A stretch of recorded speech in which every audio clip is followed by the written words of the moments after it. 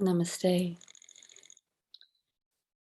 It's a full moon night in April of 2022. The energies are soft tonight. It's raining here in Johannesburg, as it has been for a while. And sometimes when the rain comes, it feels like it rains inside of oneself too. Like we can also be the rain falling, you know.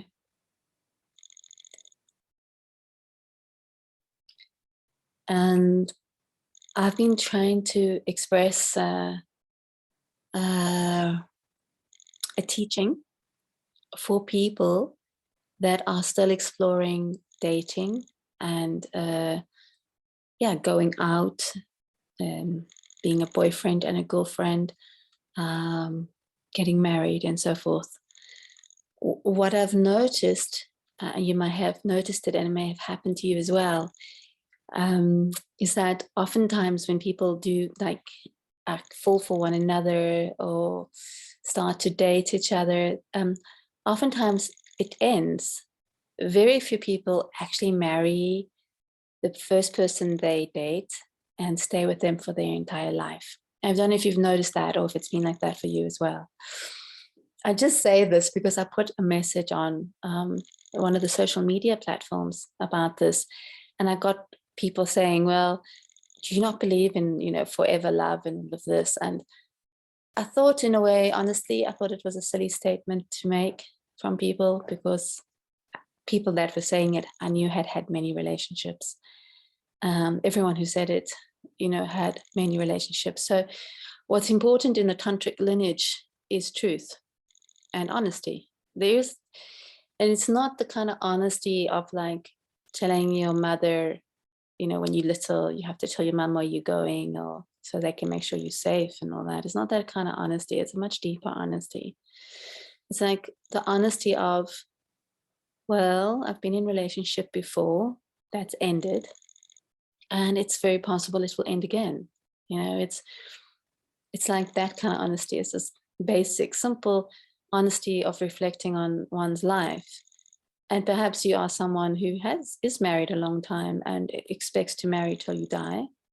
And then this message is still helpful for maybe your children or your friends or other people in your life, that this message would be helpful for, even if perhaps you have met someone you don't see any foreseeable future of parting ways. So there's a lot of talk at the moment of trauma. And what we notice about trauma is trauma arises when there's a premature ending, for example, like in the middle of love, when you're little, 4 years old, and your mother or father die, or your child dies when they're young or something. That's more traumatic than maybe being at the deathbed of your great grandmother, who you may feel very sad she leaves, or you may have some feelings about that. But ultimately, the one where the ending feels premature, that has usually a more effect on someone when something is ending very quickly or unexpectedly. Or, for example, even a car accident can be very traumatic, but not as traumatic as dying in a war or being in a war. So the way something happens, how it happens, and how we are with it can depend on whether something is traumatic or not. Even a premature death, like a cancer death, where there's been a great amount of consciousness around that death, maybe conversation around the death, perhaps, when they are in the dying process, like beautiful music, prayer, candles, like a really beautiful way to say goodbye to them as they're dying in the last days or weeks of their life, can help that death. That even if that person was younger when they died of cancer or something like this, it's still easier if you try to approach their death as consciously as you could, then when they do die, it's easier to move forward in your life. So those things, I don't know if they seem obvious, but maybe they, as I speak about them, one can understand them. But what I've noticed for many people, and again, I'm glad to see this is changing, and it's not for everyone anymore, and people are trying to find a new way of being. But sometimes people meet into a dating situation or a romantic situation. Maybe they begin making love. And what's interesting about making love is it does, whether you like it or not, it does create attachment. Okay. So especially when it's really beautiful lovemaking, it can as well. By beautiful, I mean when the woman's cervix is being activated in some way. And what happens then is a hormone is released, which is the same hormones that are released when a woman gives birth to a child. And these hormones create attachment to the child. And this can happen between a man and woman as well. And those hormones are released in a woman's body, and they affect her directly and strongly, but they will affect the man as well. He will also feel this hormonal release, because hormones are actually closer to energy than to form. You can see them in form, but their spirit component is more viable or more realizable. So even though you might not be releasing the hormone in your body as a man, if a woman is releasing it, you will be affected by it. And then there are other avenues in which men can become attached also in the relationship of lovemaking, especially like there's the association of coming through your mother's body and her vagina through her cervix. And when that happened, that rush of oxytocin and other hormones landed over you as an infant, you became attached to your mother, you already were. So there's a deep association of being inside the woman's body and feeling a profound attachment. And the more the woman's body opens to you, the more the cervix might open to you and her heart, the more attachment you will also feel. Though sometimes for women it can be a bit more intense because it's her body that is opening and receiving and inviting you and also releasing hormones. So attachment can happen and often does, as you know. And there's a whole lot we could go into there, but let's continue with the thread this evening. Just feeling if there's something else around this attachment. Yeah, there are ways to let go of that hormonal association, imprinting of attachment. The only way I know is through profound care, respect, and honor of each other in sex. That way, both of you can feel less attached. As strange, you might think, wow, attachment comes from love and respect of one another. You get more attached to those feelings. But actually, sex in the negativa, sex that does not embrace its true beauty, sex that isn't a healing love force, really, a meditation force, that kind of sex is the one I feel that leads to more attachment. We find in life, human beings are more attached to the wound than to true love or true respect or true honor. Okay. And that's another conversation I could have with you. The one I want to have now is that, so oftentimes relations can begin in a kind of a beautiful way. You meet this new person, they meet some concept in your mind of partner, perhaps of someone who might fulfill you, of someone you could enjoy. They bring some quality you haven't met before, some magical realm you don't find in your own company. Or when you're with them, you meet some part of yourself you don't meet with anyone else, and that's exciting. And when they're around, that part of you gets activated. Sometimes it could be your musical side or your wild side or something like this. So different aspects of us get activated when our heart space softens, and we really enjoy, we really enjoy each other, and we start to say, yes, yes, I wish to go deeper into this dance with you. I want to go deeper in, right? We say yes to that. Okay, lovely. And so it starts off quite well, and then sometimes we make promises to one another, like, I don't want to make love to anyone else except you, or I want to be with you till I die, or something, like people make all kinds of promises to each other, or they imply promises, or when the other one gets all like attached and they don't say, no, I'm off next week. Leave that bit out sometimes, because they're enjoying the moment and they don't want to ruin it, even though they may know they're not as into that person as that person believes they are, let's say. Anyways, again, another topic to look at. Why are we dishonest? I was listening to the poet David White, and he spoke that dishonesty essentially comes from the fear of loss, and every human being fears losing something, or fears loss. And the more we are unconscious in our fear of loss, the more dishonest we are. So that's a very interesting view. I quite like that. And perhaps you can see that in yourself when you're afraid of losing. How dishonest are you?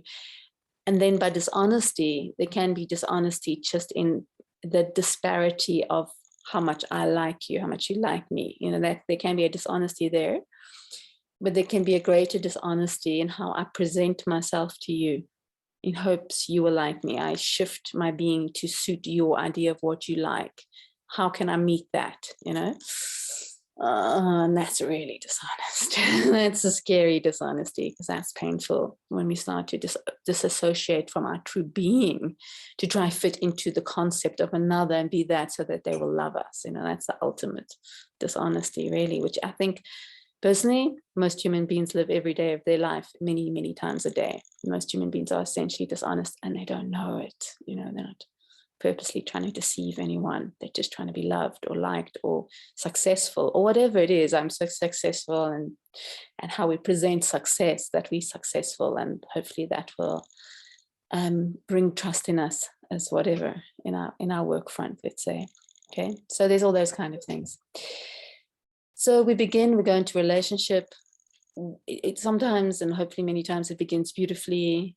We try to have a good time, and then maybe along the line we find out whatever, we start feeling the energies are no longer bringing us together, but they're bringing us apart for whatever reason. Maybe we are somewhat different human beings, or going on different paths, or there's some woundings that we just won't look at, and they're kind of creating, like, we go this much into love and then we hit the barrier and we can't go past that, or there's a lesson of being alone, or whatever. There's so many things that happen why we must start to move apart. Oftentimes people just say the other one doesn't know how to treat me how I like to be treated, and that's a whole maze, isn't it? How someone should treat you, how you must be in relationship, and all that. It's like, certainly a mind maze mostly.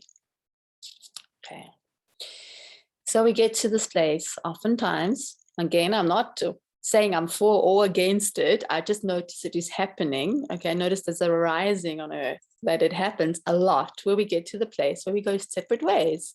It can be one night of lovemaking, it can be 10 years, of all kinds of things. And we come to this place where we decide to part. And I've also noticed, again, I'm so delighted to say not all, but many, many human beings still part in ways that are unkind, like truly unkind, not in any kind of flavor or song or rhythm, not in any kind of prayer to the moon goddess. Hey, can we pray to the moon goddess for what has been before us? And thank you for this profound night love, the love of the night that descended upon our bodies and awoke us into such majesties. How many people end their relationship with a grand prayer to the moon and the sun, to the beings that brought them together, that they could be blessed with the sprinkle of love upon their hearts? Oftentimes, they end with this, how terrible it was, and what a narcissist, and how awful, and so forth, and how abused I've been. And there's always some story. And I'm not saying even those stories are completely untrue or whatever, why you didn't see that in the person when they first present themselves. Well, that's another question altogether, because I can assure you, when people present themselves, it's all there to be seen, even if they are lying. These stories, if you just take a bit of time in the beginning, you slow it down a little, you're going to see them right there and then there, where they're going to struggle to meet you in love, where their wounds won't get out the way. You're going to see it, and then you might still go in, but we don't have to complain so much at the end, perhaps. But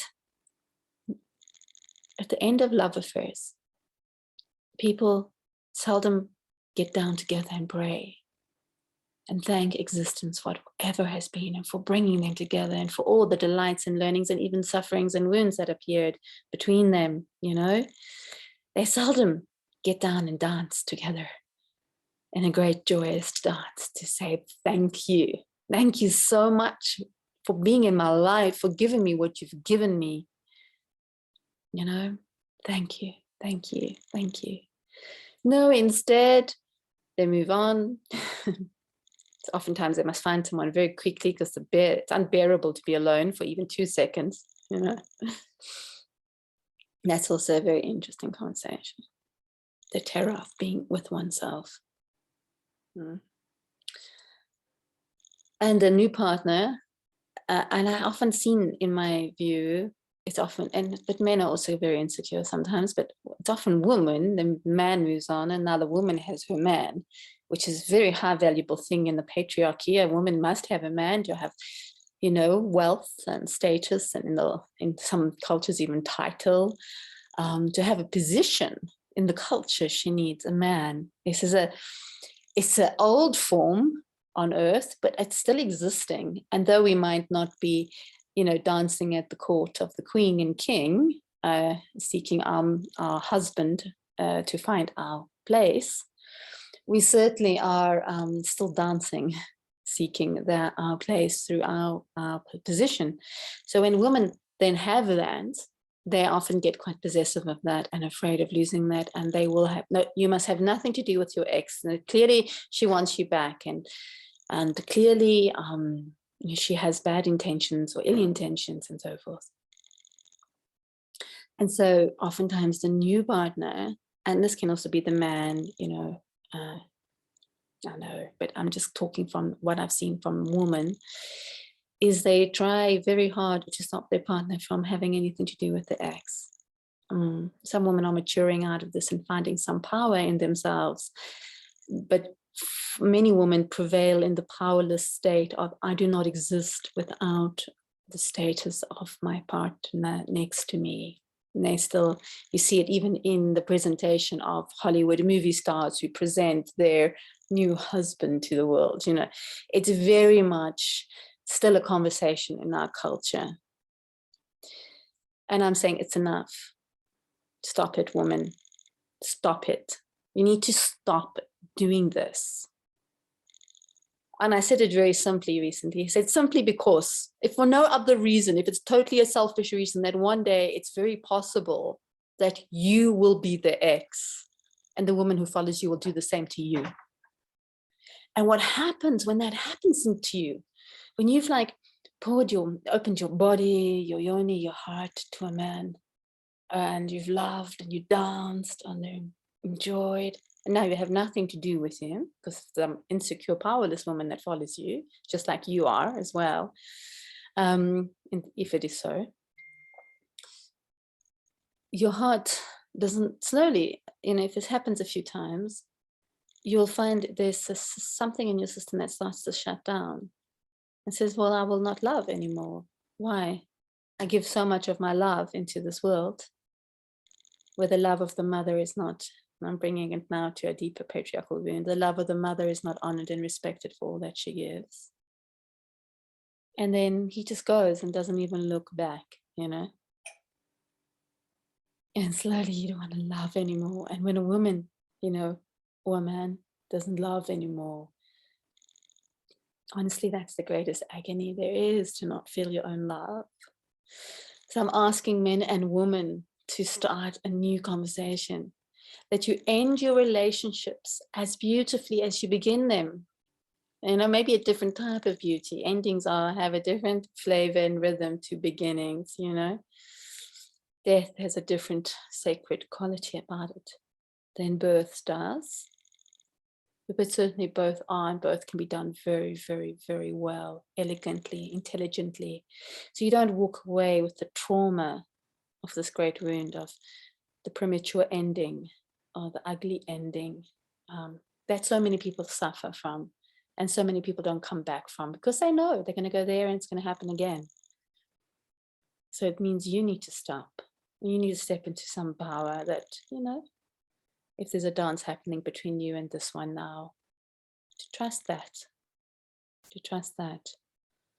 to call upon a deeper maturity in your conversation, that even though he or she may still have some care and love for the partner, the best friend they've been together with for years, that makes perfect sense, is legitimate and correct.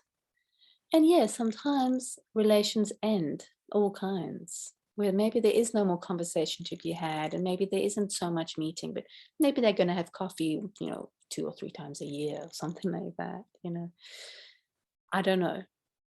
But don't be the one that enforces it, because it will come back to you, I assure you, one way or another. It will be there. For example, you might stay with you, but then you have a difficult period, and you've taught him to retreat and not, why should you care for her heart? There will come a time where he will neither care for your heart, because you have taught him so. You have taught him so. Yeah. So let's do it. Let's do this a new way, so we don't have to break everyone. We're not at war with each other. We're supposed to be going into a love dance with one another, not into a battleground. So when you leave, you don't have to sow the field with salt. Powerless people do that. People who are like, oh, well, I don't want to be in love with this one anymore, but I don't want anyone else either. It's an ugly child throwing a tantrum for some reason. Stop it. Stop doing it. It is not going to serve anyone, and it certainly, I promise you, will not serve you either. You'll see what I mean, and you already have. So if we want to change things, we have to start with what we do. And hopefully it catches on. As always, leave the comments below. I like to read them. I don't always reply to everyone, but they always touch my heart so much. Really, really, really. Nice to subscribe to my channel. Nice to like my videos. I love it. I see a little like. I'm like, yay, they listened. It's nice. I appreciate it. Thank you. And if my work really touches you, I'm very open to receiving donations, because it's always good to acknowledge what's valuable. The goddess receives that well. And it helps my life, and it helps me to show up, to be here for you too, however I can be. I love you. I bless your way. I bless that your heart will heal and you will love again. And your endings will be elegant and intelligent and gracious and kind, full of gratitude. Pray, get on your knees together and say thank you for what has been between you. Part in a beautiful way. And if there was some ugliness, figure out how to heal that too. That can happen too. We all have our wounds, and sometimes, they're not that wonderful, but you can find your way. So blessings on it all. I love you always very, very much.